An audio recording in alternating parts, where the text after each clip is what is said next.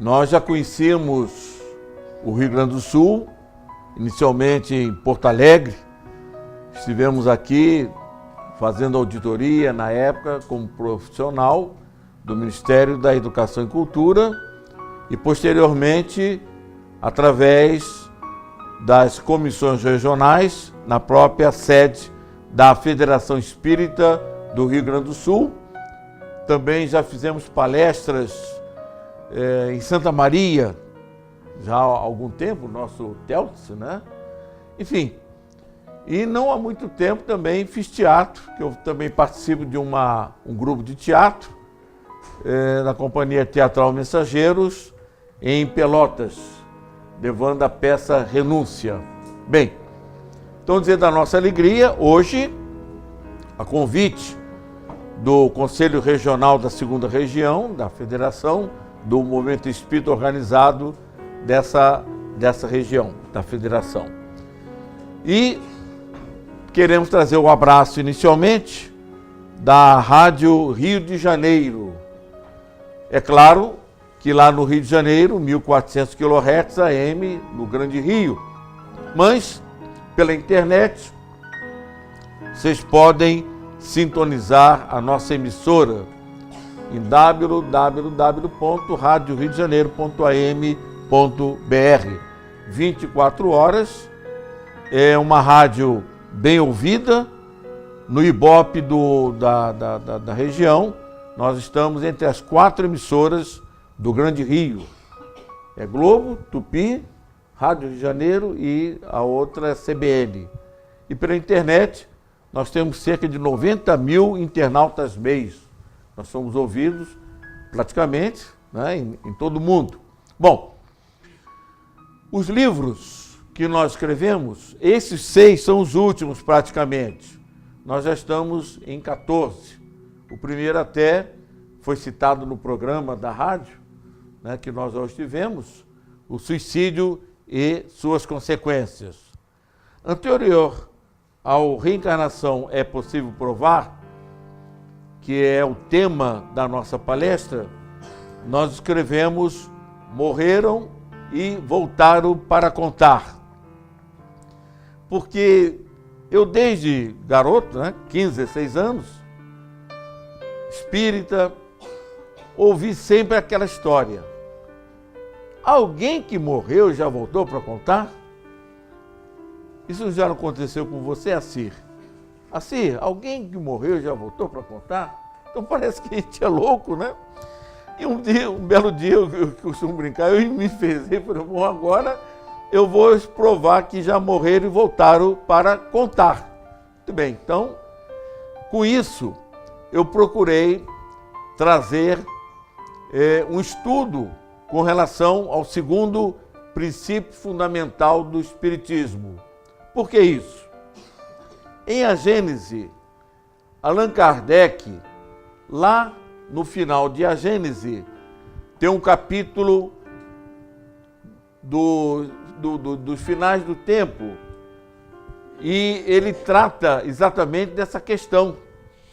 Ele diz que nessa nova era que nós estamos ingressando, a era da fraternidade, ou seja, a Terra está passando por esse processo de renovação, estamos saindo de mundo de expiações e provas para mundo de regeneração, e ele trata exatamente dessa questão lá no capítulo 15.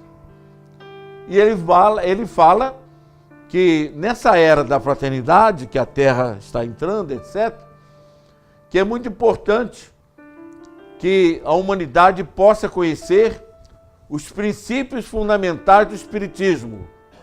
E ele cita, que são 4.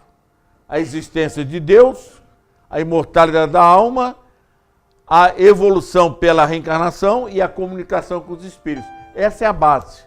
Quando alguém nos pergunta, por que você é espírita? Porque eu acredito em Deus, né? Nós somos deístas, nós admitimos também a imortalidade da alma, nós somos imortalistas, também somos evolucionistas, que é o objeto, portanto, dessa nossa palestra, do livro que nós estamos aqui, Reencarnação é Possível Provar, dentro dessa temática. E o quarto, que nós admitimos a comunicação com os espíritos desencarnados. Bem, interessante, aliás, eu até vou ler o pensamento dele em casa, quem quiser, está lá no item 17. A fraternidade deve ser a pedra angular da nova ordem social. Mas não há fraternidade real, sólida e efetiva se não se apoiar sobre base inabalável, seu pensamento codificador. Essa base é a fé.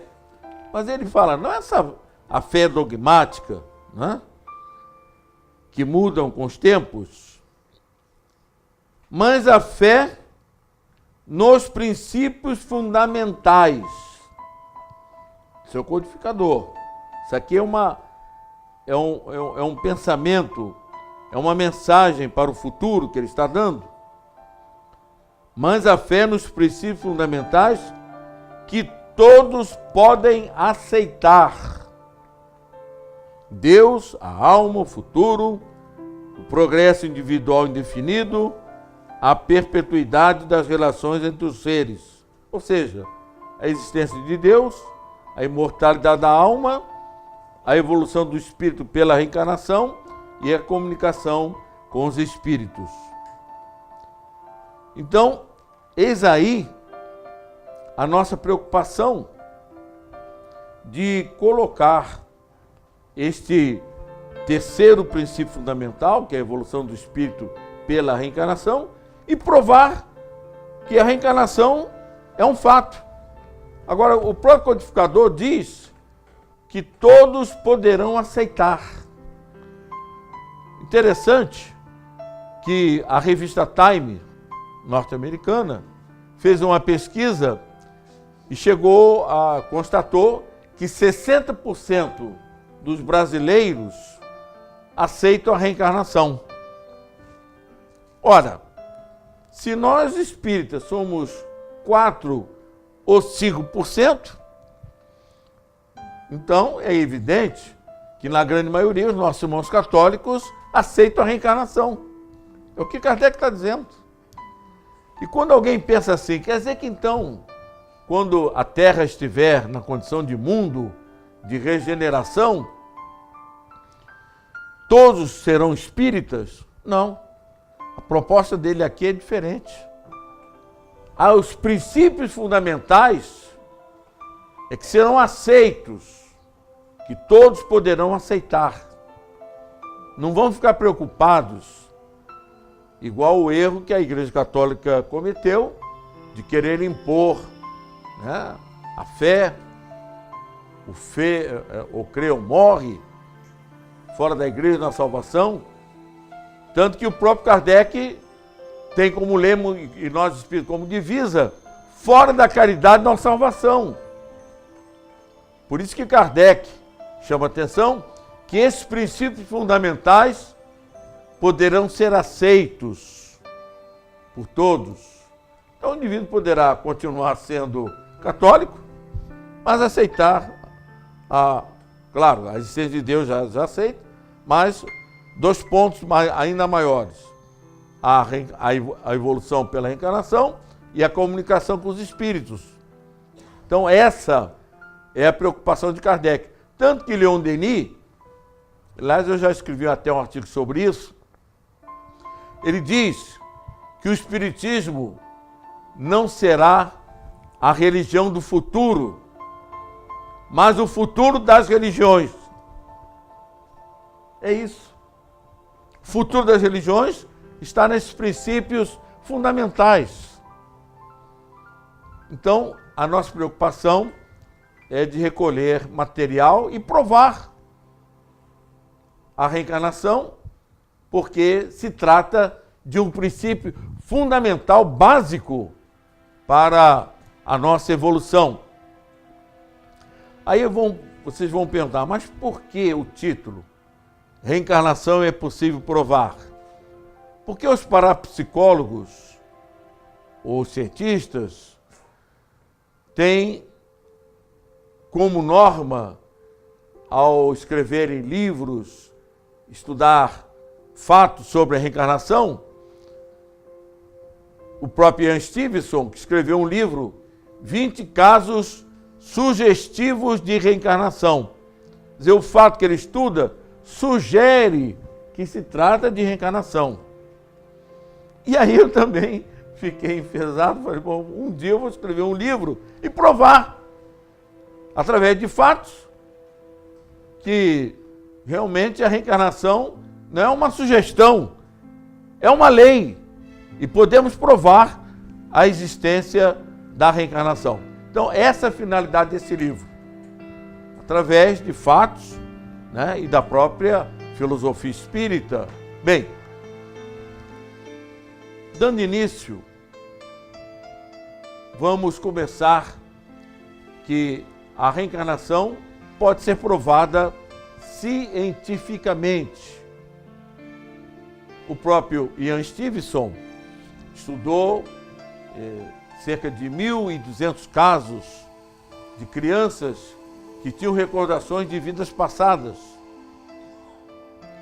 O Dr. Ramendra Banerjee, o indiano, e ele, em certa ocasião, perguntaram a ele, quando ele esteve no Brasil, lá no jornal O Globo, por que ele admitia a reencarnação. Ele, sendo indiano, né, evidente que o povo indiano admite a reencarnação, mas então ele partiu da seguinte premissa: preste atenção, porque, diz ele, se a evolução em todos os reinos da natureza, no reino mineral, no reino vegetal, no reino animal, tudo evolui, como que a evolução iria parar no homem? É esse pensamento de Ramendra Banerjee, que pesquisou casos e mais casos, em que demonstrou exatamente a comprovação da reencarnação. Essa é a finalidade. Mas ele parte de um princípio filosófico, da evolução que não podia parar no homem. Já o doutor Banerjee, o doutor Ian Stevenson, também estudou fatos e mais fatos sobre isso. Esteve aqui no Brasil, estudou o caso. Então, não é? Estamos aqui perto, não é isso? A família Lawrence, a menina Martha Lawrence, que tinha perfeitamente ciência da vida anterior, tanto que a irmã dela, um belo dia, quando saiu do riacho com ela, foi lavar roupa e pediu para... Ela era pequenininha, a Martha, pediu para a irmã levá-la no colo. A irmã disse assim, ah, não, você está muito grandinha. Aí ela disse assim, pois é, mas quando eu era grande e você pequena, eu fazia isso. Como? Você era grande? Ah, ela era grande e eu pequena? E então chegou em casa e contou à mãe. A nossa irmã Ida Lawrence contou esse fato. E a menina foi revelando fatos e mais fatos. Conclusão, a dona Ida Lawrence aí lembrou que ela tinha uma grande amiga que antes de desencarnar, disse que depois de morta ela voltaria como filha dela. E passaram-se os tempos, né, os anos, ela esqueceu e ela voltou exatamente. Então, aqui mesmo, no Rio Grande do Sul, nós temos uma prova. E o Dr. Ian Stevenson esteve aqui no Rio Grande do Sul. Ele pesquisou 120 coincidências, né, ou revelações que a menina, a Martinha, tinha revelado à sua própria mãe e à sua própria irmã. Bom, esse é a primeira constatação. O próprio o Dr. Ian Stevenson também fez uma investigação das gêmeas Pollock. Essas meninas eram gêmeas e morreram no atropelamento. E a sua mãe, já mais tarde, recebe em sonho elas dizendo que voltariam como filha novamente. Só que ela já não podia ter mais filhos. Mas as meninas disseram, né, em sonho, que voltariam como filhas. E mais tarde, ela engravidou e teve gêmeas novamente. Agora, o fato principal, a menina trazia a marca, a Jennifer, do atropelamento. Quer dizer, nasceu com chamadas marcas de nascença. Nesse livro, eu trato do caso dessa jovem que foi a namorada de Castro Alves. E um delegado, Dr. Alberto Fiorini, investigou o caso, porque ela tinha recordações que ela tinha sido, né, a namorada do Carlos Alves, etc., do Castro Alves, e ligada à vida amorosa de Castro Alves. Um dos fatos que serviram de prova reencarnatória foi a referência feita pelo próprio poeta, o próprio Castro Alves, ao escrever uma poesia, fez uma referência que ela tinha uma mancha no seio esquerdo, igualmente a que apresentava no mesmo local a jovem brasileira. Então, são fatos que a própria ciência revela, ou seja, marcas de nascença. Bom, além disso, são as chamadas recordações da infância. Ainda ontem, na palestra, eu vou sentar. 77 anos e a coluna pede, então, aí eu sento, né? Quanto eu posso, eu vou falando. Bem, ontem ainda na palestra nós nos referimos, nós nessa encarnação perdemos 3 filhos com câncer, 2 netos com câncer e a primeira esposa com câncer. Bem, mas o meu segundo filho desencarnou com câncer no omoplata. Primeiro tumor, tirou, segundo, terceiro, não conseguiu, esguichava muito sangue. Bem, desencarnou com 1 ano e 10 meses de idade. Rola o tempo, minha filha, terceira filha, casa, tem um filho, o primeiro filho, e ele com o Sérgio, né, morreu com 1 ano e 10 meses. E o meu neto chamava-se Felipe. E um belo dia, a minha outra filha Sônia estava com ele na varanda, dia 31 de dezembro, um balão pegou fogo, aí ele disse assim: tia Sônia, eu estava num avião, o avião pegou fogo e eu fiquei desse tamanhozinho, 4 anos e meio. Como é que ele ia saber que a redução, né, no caso, a falta de água, enfim. Fui lá para cima e voltei. 4 anos e meio. 5 anos e meio, dia 31 de dezembro, a Sônia na varanda diz assim: Felipe, vai chamar sua mãe, a Márcia, minha filha, ela estava na cozinha, aí ele vira-se para a Sônia e diz assim: tia, a mamãe Márcia não é minha mãe. Isso é dentro da minha casa, não é nada de William Crookes, Ian Stevenson, é dentro da minha casa. Eu presenciei esse fato. Por isso que eu estou dizendo, reencarnação é possível provar. A mamãe não é minha mãe, porque eu, antes de estar na barriga da mamãe, eu estava na barriga da vovó. E o Tinho, que era o apelido do pai, não é meu pai. Meu pai é o vovô Gerson. Eu estava lá dentro e ele apontou. Meu pai é o vovô Gerson. Muito bem. Ora, primeiro, nós nunca revelamos a ele que o tio dele tinha morrido de câncer, né? E que saía muito sangue. Foi o que ele disse, né? Eu teve um machucado nas costas, aí fui lá para cima e voltei. Ninguém falou para ele e que era realmente realidade. Então aí está. Recordações de nascença.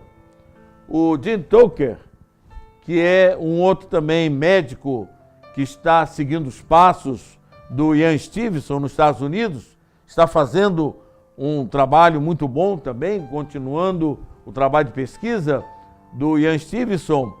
Um garoto, aos 4 anos, começou a revelar que ele tinha sido um artista americano e dando provas e mais provas.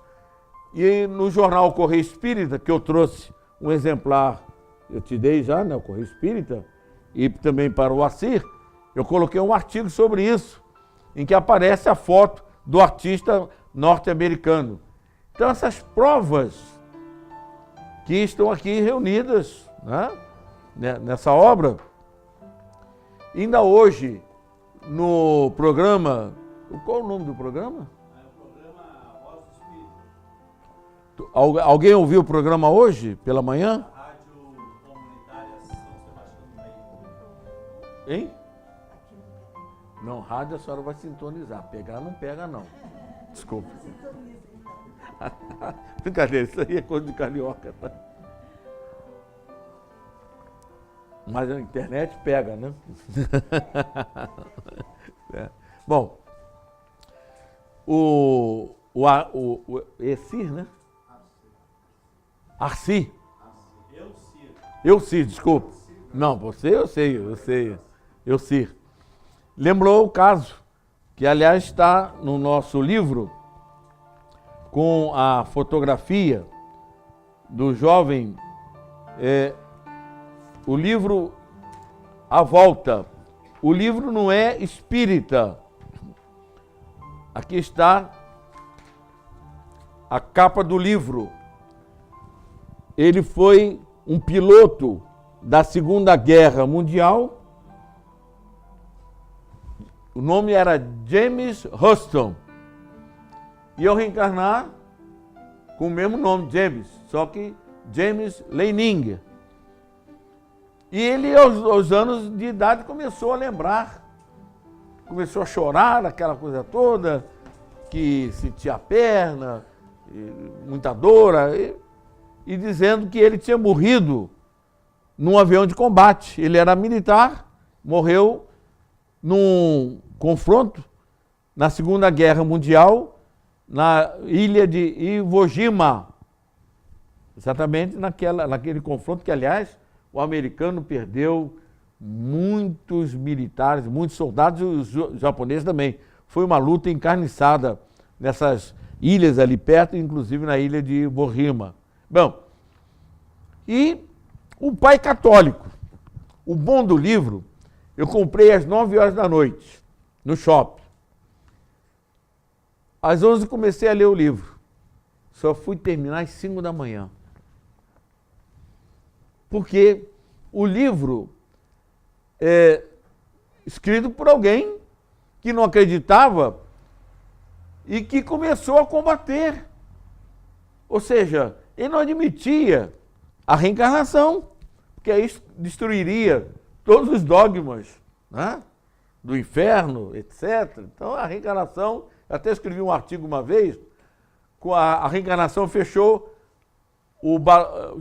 as portas do inferno para balanço. Acaba o inferno, ninguém fica lá, tem que voltar. Depois até vamos falar sobre isso. Bem, e ele começou a pesquisar, etc. E o menino, certo dia, revelou que ele, a esquadrilha, tinha pouso no porta-aviões na Toma Bay.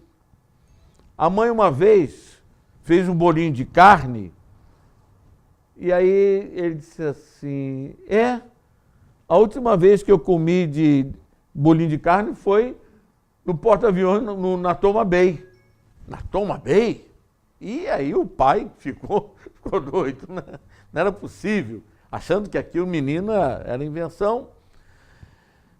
E pesquisando hoje, com o Google, etc., né? Fica mais fácil pela internet, chegou à conclusão que existiu esse porta-aviões na Toma Bay que lutou lá no Pacífico, lá perto do Japão,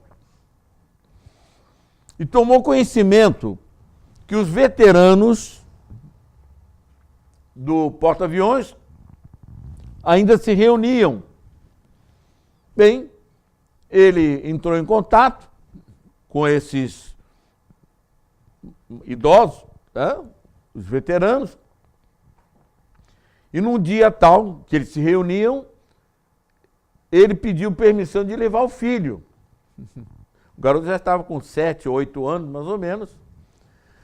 Um deles, já com seus 70 e poucos anos, chegou de chofre para ele e perguntou: "Você me conhece?" E o menino respondeu: "Você é fulano de tal." Não, depois dessa, e o pai, cada vez mais, aí já estava, né, cedendo. E, de repente, o pai percebeu que o James Leining estava assim meio tristezinho e tal. Aí: "Meu filho, por que você está triste?" "Ah, papai, eles são muito velhos." Os meus colegas, com 80 anos, 70 e poucos anos, ele com 7, 8 anos, né, estão muito velhos. Então está aqui também relacionada essa questão do James Leining. O livro é A Volta.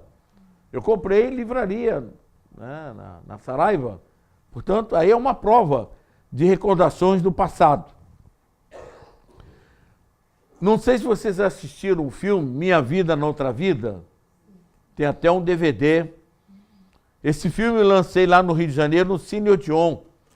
Fiz até um debate, Cine Debate, que eu abri isso em termos de movimento espírita, debatendo filmes, né, com temática espírita, em que uma determinada, a Mary Sutton, que depois voltou com Jenny Cockell, a Jenny Cockell, por volta na mocidade, começou a lembrar de que ela tinha morado em outro lugar, etc., e que teria deixado os filhos, enfim, um sentimento de culpa, enfim. E lembrava o local, desenhou. Conclusão: o americano fez o filme, mas o filme não foi passado nos Estados Unidos. O fato foi na Irlanda e Inglaterra. Mas o americano só filmou se fosse lá nos Estados Unidos, e tal, ela sendo americana. Mas ela era inglesa e ela tinha vivido na Irlanda, era irlandesa. Conclusão: entrou em contato, ela foi lá no local, e quem fez esse trabalho de reunião foi a BBC. A British Broadcast Corporation, a BBC famosa, é que fez esse encontro dos filhos. Ela, nessa encarnação, estava com 30 anos. E os filhos, que ela tinha deixado, 5, com 70 e poucos, 80 anos, etc. Amigos, está a fotografia dela com os filhos da outra encarnação. Está aqui também, está relacionado. Ora, será que isso não é reencarnação? Vamos agora, porque senão o tempo urge, né? Vamos agora à reencarnação no seu aspecto filosófico. Aí nós abordamos até agora o aspecto científico, das provas, dos fatos, né?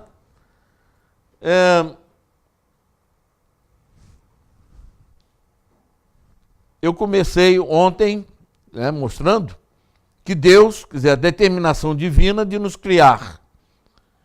É esse ponto aqui, é um símbolo de computador na condição de princípio inteligente. O Bandeira, há bilhões de anos, era um princípio inteligente. Eu também fui. Faz tempo. Muito. Bilhões, tá bom, né? E aí eu coloquei aqui, está no livro, tá? É a última página do livro, eu coloquei esse gráfico. Isso aqui era muito bom para dar aula para os meus jovens. Isso aqui, rapidamente. Questão 115, simples e ignorantes, quando nós fomos criados, né, sem moralidade, sem inteligência. E esse princípio inteligente vai subindo, né, passando pelo reino mineral, reino vegetal e reino animal. Tudo como um princípio inteligente. Chega nesse ponto, esse princípio inteligente passa a ser espírito entrando no reino hominal. Aqui estão as perguntas, 101 do Livro dos Espíritos. E essa faixa aqui é a faixa do livre-arbítrio. Na medida que o espírito vai avançando, o livre-arbítrio dele vai aumentando também, até a faixa no infinito. Mas para ele subir essa escada da evolução, ele precisa conquistar a inteligência e a moralidade. São os dois degraus, o degrau da inteligência e o degrau da moralidade. E são 3 graus até chegar à condição de espírito perfeito ou puro espírito. Né? Espírito imperfeito, bom espírito e puro espírito. Ontem eu fiz essa pergunta e vou fazer aqui. Não vale para o Assis, nem para você e o outro companheiro. Quem acha que já é um puro espírito? Levante a mão. Ninguém. Claro, que só Jesus, né? Ó concor. Quem acha que já é um bom espírito, que não tem orgulho, já trabalhou o egoísmo, enfim, que já pleno de bondade. Quem acha que já é bom espírito, por favor, levante a mão. Não fica com vergonha, não. A nossa irmã quiser levantar. Quem acha que é espírito imperfeito, levante a mão ou 2. Eu vou levantar 2. 2 de uma vez logo, né? Exemplo de bons espíritos. Alguém tem que conviveu conosco? Na Terra? Chico, o que mais? Chico Xavier. Madre Teresa de Calcutá. Irmã Dulce. Francisco de Assis. Mahatma Gandhi. Bezerra de Menezes. Gente, Allan Kardec. Allan Kardec. Né? A lista é grande, mas esses são que eu perguntei que conviveu conosco, quer dizer, na temporal, etc. Né? Bem, então, agora, e aqui, ontem foi base da minha palestra, eu fiz a palestra Aqui se faz, aqui se repara. Porque quando eu terminei de escrever esse, meu fisioterapeuta disse assim, Gerson, por que você não escreve um livro Aqui se faz, aqui se paga? Eu digo, ninguém paga ninguém, ninguém paga Deus. Nós reparamos os nossos erros perante a nossa consciência. Nós não pagamos, reparamos. Né? E trabalhei esse trechinho aqui, que é o espírito, ainda na condição de espírito perfeito, ele sai do caminho, né, do progresso, e começa a praticar o mal. Só que ele não regride. Ele retorna às chamadas expiações e chega novamente ao ponto de origem, vai, continua a sua evolução. Esses tracinhos aqui, eu disse ontem, é como se você fosse jogando taxinhas no caminho dos outros. Alguém conhece Rua Sem Saída? Você vai entrando aí, a Rua Sem Saída, você tem que voltar? Você vai jogando taxinha no caminho do próximo, aí sem saída. Aí você volta pelas mesmas taxinhas que você jogou. E aí, expiação. Vem aquela história, não, é que eu nasci, meu signo de Capricórnio conjuminou com tal. Amigos, quando a gente chegar lá em cima, se a gente fizer realmente coisas erradas, e o nosso anjo da guarda vai chamar a gente, vem cá, seu Gerson, o senhor fez isso, Ah, mas eu nasci no mês de julho, Capricórnios, com solstício. Olha, o único mestre e o nosso governador da terra deixou claro lá que a cada um segundo as suas obras. E aqui se faz, aqui se repara. A cada um segundo as suas obras. Ele não disse assim, a cada um segundo o seu signo. Ele não disse isso. Disse? Não. Também é prova disso, né? Então, a cada um segundo as suas obras. Então o Espírito retorna. E foi por isso que aí está, para nós podermos entender a justiça de Deus.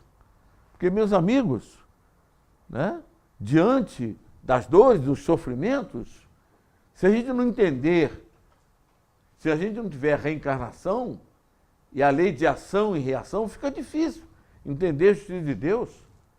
Já pensou? 3 filhos que eu pedi com câncer. E eles não tiveram volta, era câncer, tumor, todos os tratamentos possíveis, imaginários. Papai do Céu me deu essas 6 provas, né?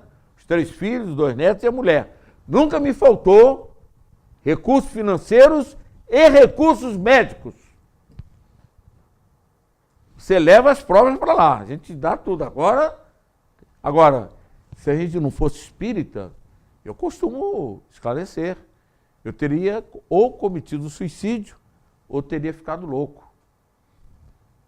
No último dia da primeira filha, que desencarnou com câncer, Alcione, eu estou no 9º andar do hospital, que eu fui pedir um calmante, a enfermeira não conseguiu, eu fui no hall do elevador para descer, onde estava lá o velório, que eu cheguei na janela, na porta assim do elevador, sentar um janelão, eu olhei lá para baixo, disse assim, meu Deus, tanta dor, tanto sofrimento, não levo a minha Alcione para casa. Nesse momento eu ouvi aquela voz assim, joga-se lá embaixo. Nitidamente, não foi impressão não. A minha mulher era assim, joga a criança lá embaixo, não tem cura. Você também. O sogro a mesma coisa. Uma semana depois, estavam lá em Uberaba, procurando o Chico, que o coração não aguentava. Encontrei com ele no correio. A necessidade era tão grande que não foi no centro espírita não à noite. Já de manhã já encontrei com ele no correio. Chico, passei por uma prova muito difícil e tal. E aí disse assim, mas Chico, ele olhou assim para mim com aquele olhar, né? Ah, mas vocês foram muito amparados. Claro, ele estava vendo meu anjo da guarda e tal. Mas Chico, veio ideia de suicídio. Sabe o que ele disse? Foi um grande inimigo do passado de vocês. Vocês, meu, da mulher e do sogro. Todos 3 receberam as ideias. Então, se a gente não entender esse esquema de que a gente retorna, né, espia, fica difícil. Então, a importância da reencarnação é básica, fundamental. Claro que o nosso tema de hoje não é o aqui se faz, aqui se repara, mas nesse nosso livro nós mostramos uma série de fatos, explicando exatamente a reparação. Eu posso ir até 3h10? Pode. Posso. Tem passe depois não? Ah, então aí. Porque eu sou muito disciplinado, né? Eu comecei 3h10 mais ou menos, então 1 hora que eu tinha pedido, né? Bem, então através da filosofia espírita, nós podemos chegar, por lógica, porque se Deus é Pai de amor e bondade, como Ele permitiu meus filhos, quando criança, passar por isso, a minha primeira filha, Alcione, eu dei em homenagem ao personagem do Renúncia, Alcione Villamil. 3 meses depois, eu estou fazendo minha prece antes de dormir, aí ela veio, me deixou muito emocionado, fez um discurso belíssimo sobre a reencarnação, só que na época não tinha gravador para poder gravar, né? E ela disse assim, papai, eu paguei maternidade criminosa O tumor dela foi aqui na região pélvica e o tumor cresceu, parecia uma mulher grávida. Ela cometeu abortos em vidas passadas. Paguei maternidade criminosa, né? Bem, depois o outro nosso filhinho, com o câncer na omoplata, primeiro tumor, tirou o primeiro, segundo, terceiro tumor, esguichava sangue. Passados os 3 meses depois, mais ou menos, ele, de noite, fazendo minha prece, fiquei muito emocionado, chorando muito. E eu disse assim, meu filho, por que eu fico muito emocionado quando você se aproxima? Aí ele disse, papai, nós somos velhos amigos, enfim, de muitas encarnações, né? Bem, e aí ele disse assim, pai, eu paguei crimes, atrocidades e traição, punhalada pelas costas. Aí enrola o tempo, eu trabalhava no BNH, era economista do BNH, estou lá na minha mesa de trabalho, à tarde. Nisso, quando eles querem falar de fora para dentro, eu sinto uma coisinha fresquinha, tal coisa, que tinha a ver a morte dele, do Felipe, aliás, do Sérgio, que depois ele voltou como Felipe, do Sérgio, a morte de Júlio César. Eu guardei aquilo. Um mês depois, Cinema Metro. Júlio César, a vida dele. Eu fui assistir, eu não conhecia. Quando o imperador, né, entra no Senado, os colegas apunhalaram ele pelas costas. Crimes, atrocidade e traição. Aí que eu vi. E o Brutus, quando ele vai caindo com uma faca, tem até aquela famosa frase, até tu, Brutus, filho mi. Ele era filho adotivo, não era filho biológico, que ele adotava. Até tu, Brutus, aqui nessa e matou, né, foi a última facada, estocada que ele deu. Bem, então, quando a gente entende a filosofia espírita, a filosofia reencarnacionista, nós aceitamos. Claro, dor é dor. Sofri muito.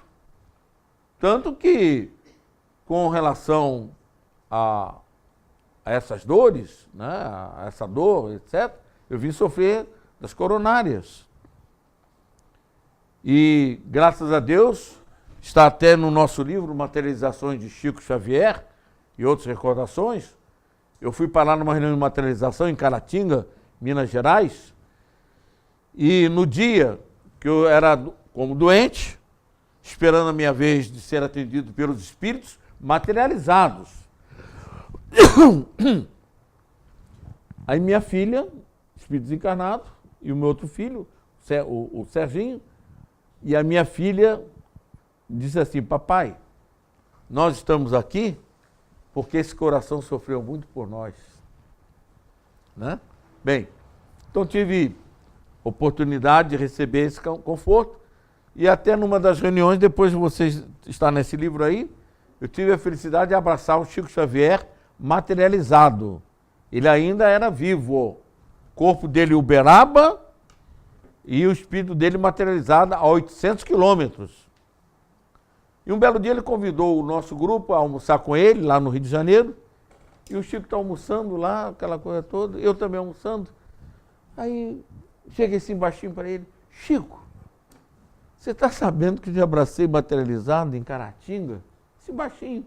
Ele disse assim, isso é coisa da tua bezerra. Porque quando eu abracei ele aqui, chorando, pensando que ele tinha morrido, né? O Emanuel, o guia espiritual dele, do lado, pegou minha mão, colocou aqui em cima, passou na túnica de senador romano, quer dizer, lembrando os nossos velhos tempos, e nos fundos, doutor Bezerra, Chico, está na hora de nós irmos embora.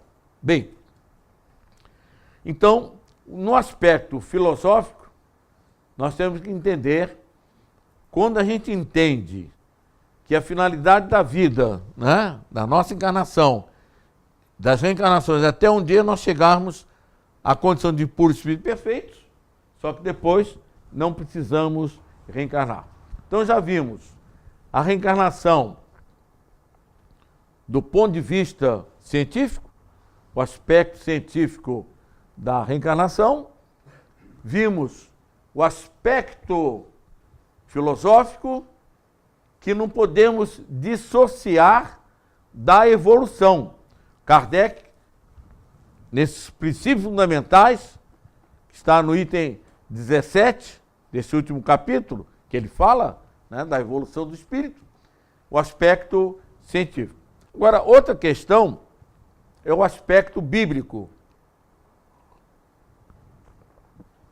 Muito interessante, um pastor meu amigo disse assim: Sr. Gerson, a minha religião está aqui, na Bíblia, né?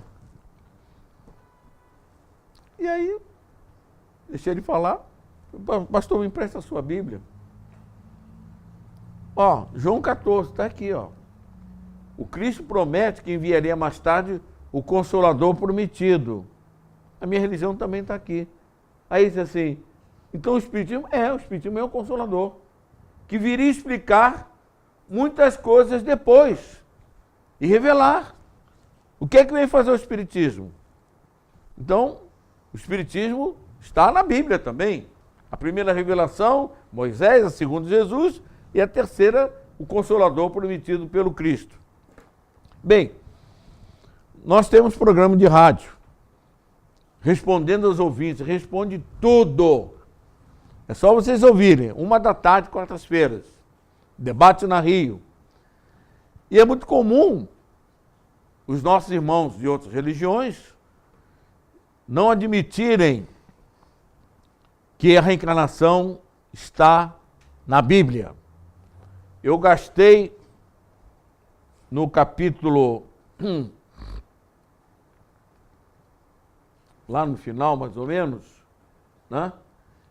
É que a prova da reencarnação, através da própria Bíblia, Paulo, etc., e que eu digo que Jesus não falou, não empregou a palavra reencarnação, mas ele falou de reencarnação. Olha a diferença. Ele não empregou a palavra reencarnação, que é um neologismo, ou seja, uma palavra nova criada por Allan Kardec. Os judeus tinham a ressurreição como reencarnação. E eu sempre fui um estudioso, tanto que a Bíblia, né, o que a Bíblia não fala sobre Jesus, eu trato também dessas questões. E eu provo em 3 ocasiões do Novo Testamento que Jesus falou de reencarnação. Por exemplo, João, o evangelista, o apóstolo que começou mais cedo junto de Jesus, com 16 anos, e foi o que morreu mais velho, lá na ilha de Pátimos. E quando ele está na ilha de Pátimos, o próprio Cristo revela a ele, que está lá no Apocalipse, os acontecimentos que nós estamos passando. Esse momento de transição, quando então ele escreve lá o que ele estava vendo nessa época. Pássaros desovando ovos de fogo. Ele vendo lá, né, há mais de 2000 anos. Pássaros desovando ovos de fogo. E também gafanhotos, enfim, mortíferos. Ora, pássaros desovando ovos de fogo, quem é que despeja bombas? São os aviões. Ele estava vendo o avião. Só que na época não existia avião supersônico, ogivas nucleares. Então, há pássaros desovando ovos de fogo. Gafanhotos. Vocês já viram aquele avião americano, Phantom, parado parece um gafanhoto com aquela metralhadora assim. Era isso que ele estava vendo. Então ele não falou. João Evangelista, no Apocalipse, ele não fala de avião supersônico, mas ele fala deles de uma forma figurada. Bem, primeiro fato em que Jesus falou de reencarnação. Quando João Batista está preso na prisão de Maqueronte, o João Batista, que já tinha seus seguidores preparando a vinda do Messias, manda 2 seguidores perguntar a Jesus se ele, Jesus, era o Messias mesmo ou se era o Elias. Por que isso? Porque os profetas, no Velho Testamento, terminando até pelo último, que é Malaquias, fala de que o Elias deveria vir preparando o caminho do Cristo, o caminho do Messias, do Salvador, etc. Então, eles queriam saber, João Batista queria saber se Jesus era o Messias ou se ele era o Elias. Então, teria que esperar o Messias. Aí Jesus está lá, gente, no Novo Testamento. Se isso não é reencarnação, diga a João que ele mesmo é o Batista. Ele mesmo é o Elias, que havia de vir. Bem, está lá textualmente, mostrando que João Batista, no caso, era o Elias reencarnado. Ora, mais tarde, também Elias já tinha desencarnado, o João Batista desencarnado também. Jesus sobe o Monte Tabor em companhia de Pedro, João e Tiago. Lá no Monte Tabor, nisso, 2 espíritos materializados aparecem junto de Jesus. Moisés e Elias. Quando os discípulos vão descendo o Monte Tabor, eles começaram a perguntar assim, vem cá, os profetas não dizem que antes do Messias, o Elias tinha que vir na frente? O Elias está lá ainda, morto, ainda desencarnado, ainda não reencarnou. Então Jesus não é o Messias. Se ele está lá em cima. Aí os 3 chegaram assim perto de Jesus, como quem quer nada, né? Mestre, os profetas dizem, está lá no Novo Testamento de Mateus, os profetas dizem que antes do Messias, o Elias teria que ter voltado e preparar o caminho dele. Mas acabamos de ver o Elias lá, ainda fresquinho na vida espiritual. Aí Jesus respondeu, gente, como assim? Bem informal. O Elias já veio. Ou seja, já reencarnou. E vão fazer com ele o que vão fazer comigo. O que fizeram com ele. A morte, né? Budegola. Quando João Batista, que tinha uma pregação muito enérgica e que condena, né, a Herodias, a filha, a mulher de Herodes e tal, e pergunta a Salomé o que ela queria, pede a cabeça de João Batista, que a mãe mandou pedir, pede a cabeça de João, que ele está incomodando, né, com essa moral dele. Ora, quem foi Elias? Foi um profeta adorador de Baal. Elias, aliás, foi um profeta que fez uma aposta com os adoradores de Baal. Os adoradores de Baal colocaram uma fogueira aqui, outra aqui e outra aqui. Até meio-dia, os adoradores de Baal tinham que acender a fogueira com uma faísca do céu, etc. Até meio-dia, Baal e nada. A fogueira lá permaneceu intacta. Aí chegou a vez de Elias. Deus único, Senhor, uma faísca veio, lambeu. Segundo consta, no Velho Testamento, ele degolou cerca de 400 profetas. Eu acho que é menos, mas diz lá que é 400. Ora, se Elias mandou degolar, morreu, né, por degola, João Batista morreu da mesma forma. Eu aqui se faz, aqui se repara. Ainda ontem, podia ver o meu livro ali, aqui se faz, aqui se repara, não, né? Não tem não. Tem. Tá. Ontem também, esse nosso livro, que foi o tema de ontem, aqui é Judas traindo Jesus. E aqui Joana d'Arc. Joana d'Arc foi a última reencarnação de Judas. Vocês sabiam que essa assinatura aqui, Roanes, é dela mesma, ainda encarnada. Roanes. Isso aí tudo foi pesquisa nossa. Pois bem, então voltou e resgatou, reparou da mesma forma. Então, primeiro, ele declara aos seguidores de Batista que ele era o próprio Elias reencarnado. Depois, descendo o Monte Tabor. E a terceira prova, com Nicodemos. Nicodemos era um homem muito culto, fariseu, mas muito culto. Estudava as leis, etc. E ele não podia entender que o filho de um carpinteiro, que José, o pai dele era carpinteiro, Maria, prendas domésticas e tal, como podia ter um filho com aquela sabedoria? Aos 12 anos, ele deu olé lá no templo.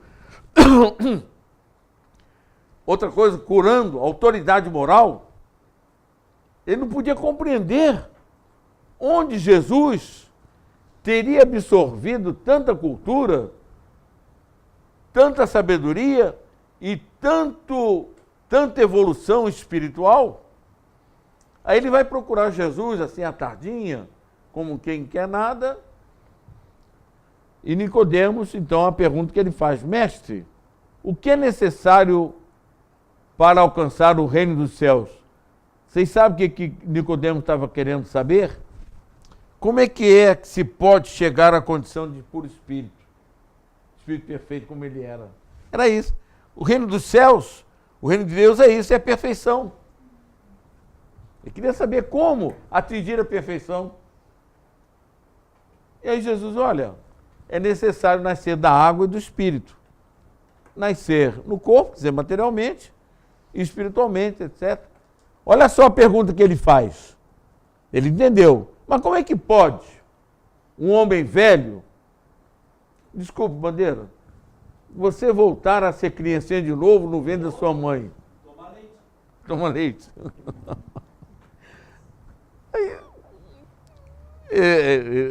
Aí Jesus, olha, o Nicodemos, se você não entende uma lei que já era conhecida no Oriente, etc.,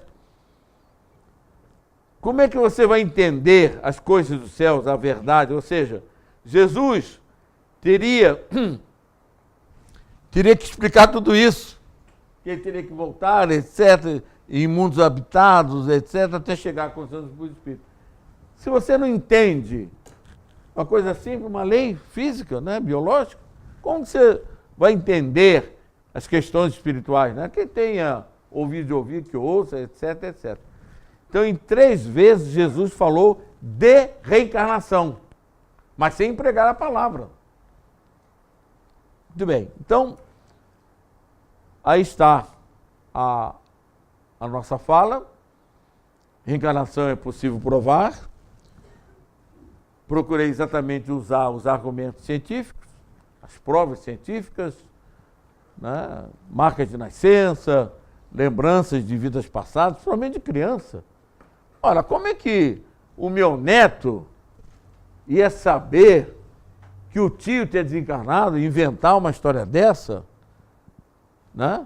Morreu, ele revelou 2 reencarnações, um antes, como aviador, no avião, e a segunda, depois, já como ele, né? No caso, na outra encarnação. Como ia saber? A razão lógica, ou seja, a filosofia espírita é lógica, explica a gente a justiça de Deus. Sem reencarnação não podemos admitir a justiça de Deus. Crianças morrendo de fome, crianças doentes. Como nós poderíamos entender a justiça divina se não pela reencarnação? E aqui está, através desse gráfico, uma síntese da evolução a que todos nós somos destinados, criados simples e ignorantes, até um dia atingir a perfeição espiritual. E o terceiro aspecto, autoridade bíblica, né? Que Jesus falou de reencarnação. Que Jesus nos abençoe e que nós possamos estudar, divulgar, porque esse é um tesouro que nós temos. Amigos, nós não sabemos. Não podemos avaliar o tesouro que nós temos em mão, que é o conhecimento espírita, que nos permite sermos felizes, entender a dor, porque a pessoa que é presa e não sabe por que está sofrendo na prisão, é o mesmo caso, o espírito, ele está encarnado, sofrendo. O que eu fiz? Então o Espiritismo, de fato, nos traz esse grande manancial, esse grande tesouro, para que nós possamos crescer espiritualmente. E espero que em breve possamos estar, todos nós, um dia, nessa condição de puro espírito. Assim, você vai demorar muito a chegar à condição de puro espírito? Hein? Bom, mas daqui a alguns milhões de anos nós estaremos nos cruzando, viu, Bandeira? E eu vou te cobrar isso. Hein?